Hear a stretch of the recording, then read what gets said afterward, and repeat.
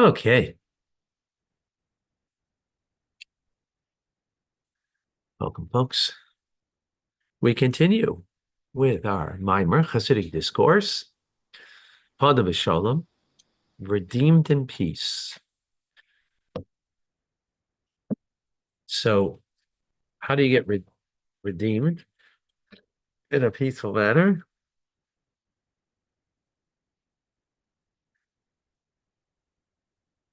Sorry. So, quite a powerful idea. And by learning Torah, you bring redemption, like we're doing now.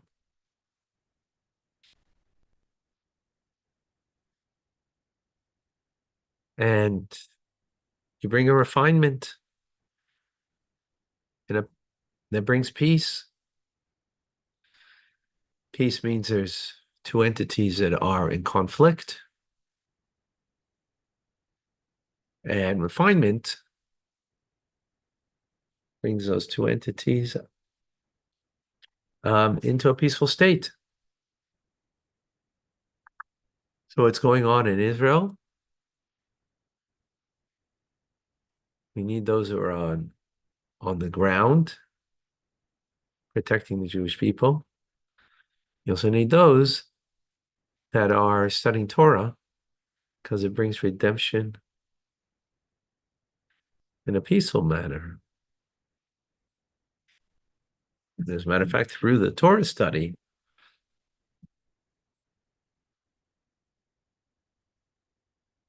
it becomes weapons of peace. So it becomes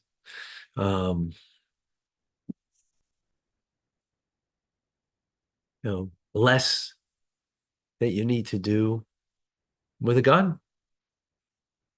Now, I'm just, giving my 2 cents over here in the mimer that I'm not saying this in the mimer, but this is, comes out of now. In Torah study, there are different levels or there's the revealed part of Torah, which we spoke about, brings a refinement to the topic of conversation of klipa in this world. Is it kosher or not kosher? Right? Is this forbidden or permitted?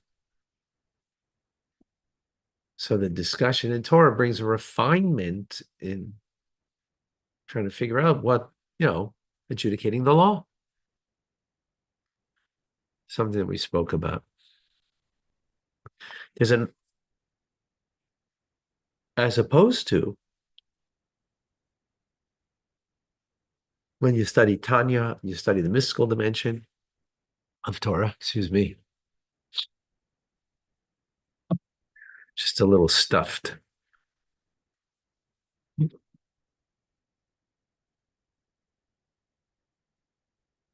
Sorry.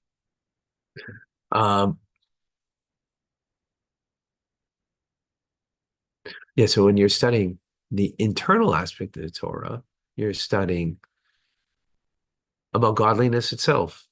So there's no refinement of negativity, of klipa through that study because it's all about godliness. Now, another thing about the revealed part of the Torah, for example, the study of the Talmud, is that the way in you study is that you propose a question and give an answer, and then it's challenged or disproved. And it goes through many layers and levels of analysis until eventually arrive at the conclusion. So this approach dismisses or disproves the initial, the initial contention. And sometimes the Gemara will even say, "Oh, that was a mistake."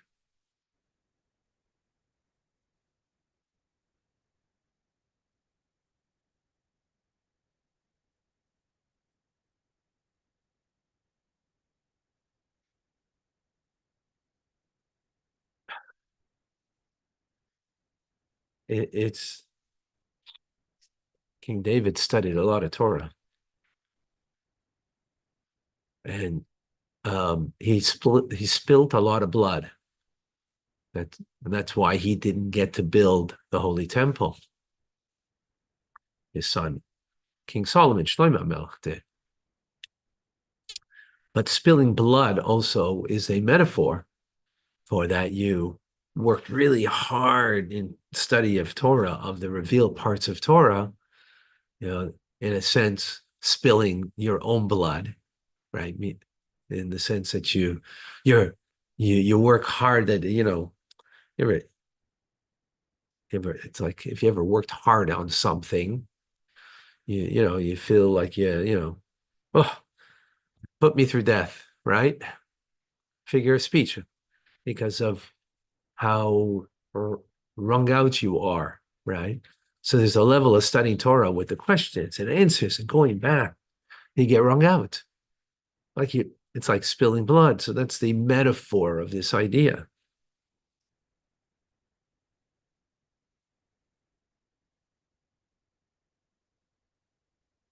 Right.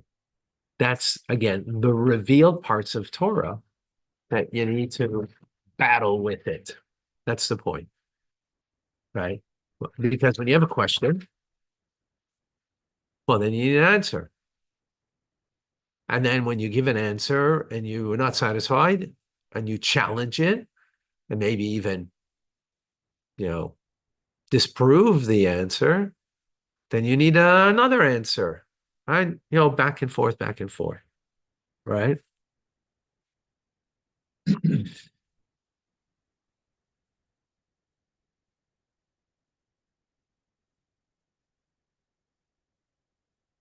So that darkness in understanding, which is a question, is the idea of klipa.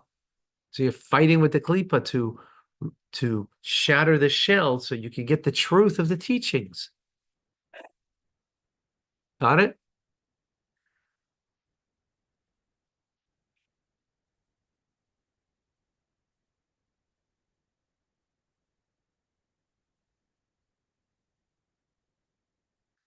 On the other hand, when we're studying Chassidus, as we're learning now,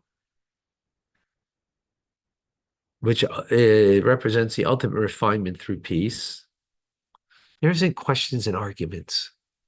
Now, we did have a question in this discourse, in this mimer, as we have in all of them, but they're more of a springboard for the discussion, as opposed to in the Talmud, it's about the debate. Here's not about the debate.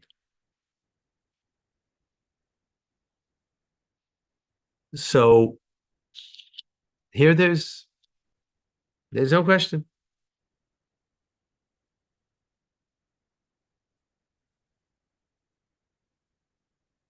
So now both ways create a refinement.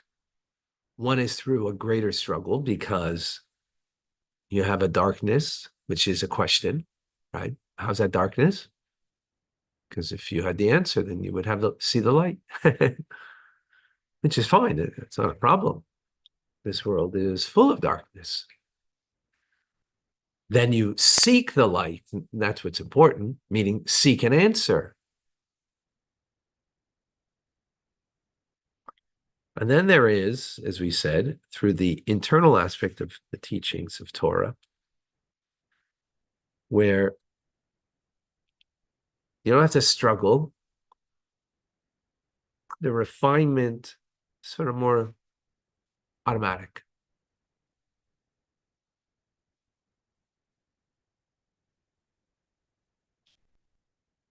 So now the Rebbe goes even further to subdivide in the internal, in Hasidic teachings, the internal aspect of Torah teachings.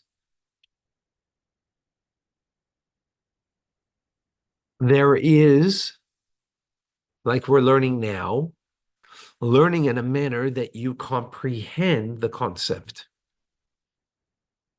right? It's a godly concept, but you comprehend it. That's what Chabad is. Chabad is to comprehend a godly teachings.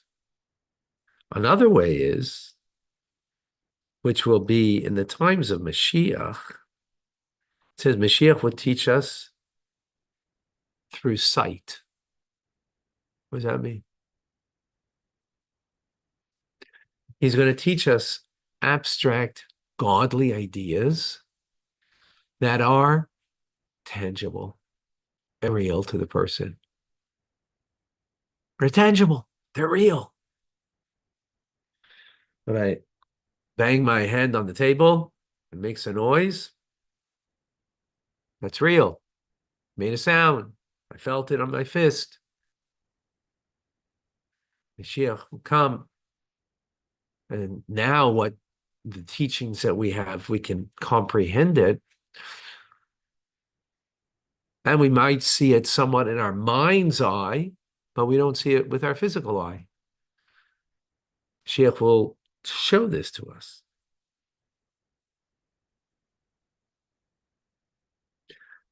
And what's further a distinction is, when you comprehend something,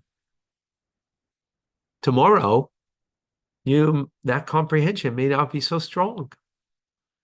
And you might be swayed in the absolute truth of godliness because you understood it, but today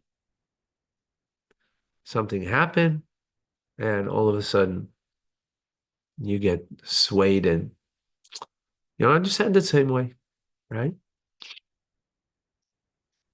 Because we change.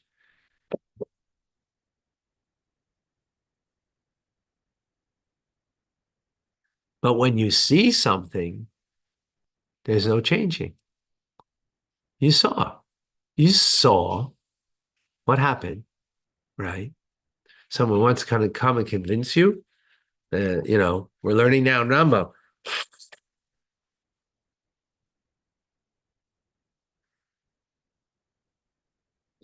Excuse me, the laws of theft. Someone goes into someone's home without requesting to come in. And one or two witnesses see the person walk into the home and go out with a utensil. Walked out with a Rolex watch. You saw it. It doesn't matter what anybody's going to say. Right? It was very clear as daylight. Now, what the intention was, was it his Rolex watch? Was it the person who went into his home? Okay, that maybe you don't know. But you saw him go in and you know that the owner of the house wasn't there. I'm just giving it by way of example, right? You're seeing it so clear. So the same thing will be in the times of Mashiach. The abstract truth and the ethereal godliness that now we can understand with our minds to some degree. I mean, yeah. Then we'll see it. Mashiach will teach us in a way that we experience it. Now, what does it mean we'll see it?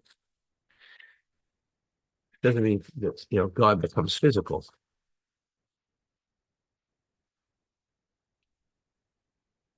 It's going to be engraved in us in such a way, right? Just like you saw somebody go into, going into your friend's home, and you saw him take that Rolex watch, whether it was his or not.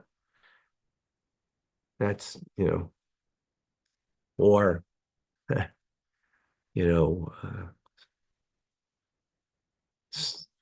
some of the terrible ills that happen. October the 7th, and someone who witnessed it, it is firmly embedded, a part of that person, engraved in the consciousness of the individual, and it's not possible to change. Not possible to change.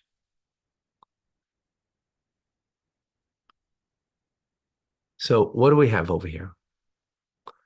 We have, excuse me, we have bringing peace to the world in 3 dimensions, right? The verse says, I redeem my soul with peace, right? Meaning you're at war with an enemy and you neutralize the enemy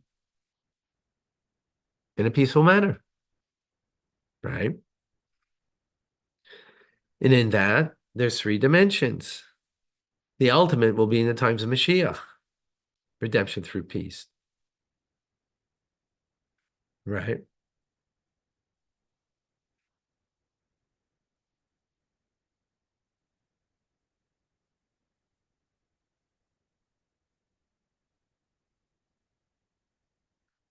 Morning.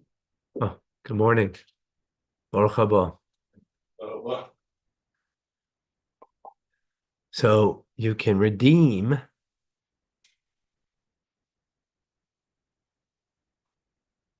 actually, we mentioned at the very beginning, through a war internally.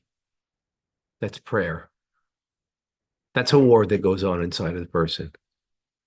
Because prayer is about the heart, and the heart naturally is inclined to, being self-absorbed. Nature of the heart, right? You feel yourself, you feel your needs.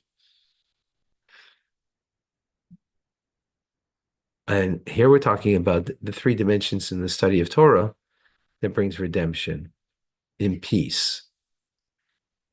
Learning the revealed parts of Torah, which is a struggle, right? It's a journey.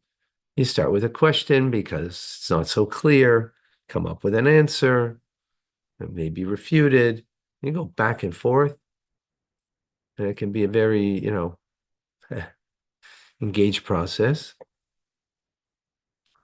And then you have another redemption in peace is through the study of Chassidus, in a way that you have Chabad, Havana Vasaga, you have understanding, grasping of it.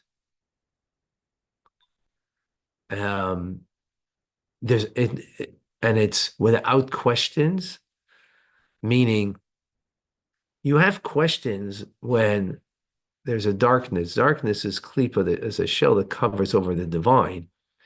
Chassidus is all about the divine, so there's no klipa, there's nothing covering over. There's nothing covering over. So therefore, the study itself is a redemption, redeems us, our soul, in a more peaceful manner because you don't have to go through the process. Now, you might ask, why do you have to? So then why not just study Chassidus, right? Because we also have to engage in the world and bring a refinement to the physical reality of the world. And therefore, when we study in the Talmud things that have to do with the materiality of this world, we're bringing refinement to it. Not in a level of the physical thing itself, but in the teachings of it, the way it is in Torah. So on that level, that an ox gored a cow. What's the law? And what if it didn't gore, but like it kicked some pebbles and did damage? What happens if, talking about your property, right? Only caused it rather than doing it directly. Is that the same? Not the same, right? As we learn in Rambam, it's very, all the ins and outs. It's not so clear. We have to clarify it. And there's questions. Sometimes the questions are answered properly, and sometimes they're not. Then but Chassidus is godliness. And in godliness, there's understanding it and seeing it, seeing the truth of it. Psh, that's pretty powerful, seeing the truth of it. Okay, folks, we'll see you shortly. By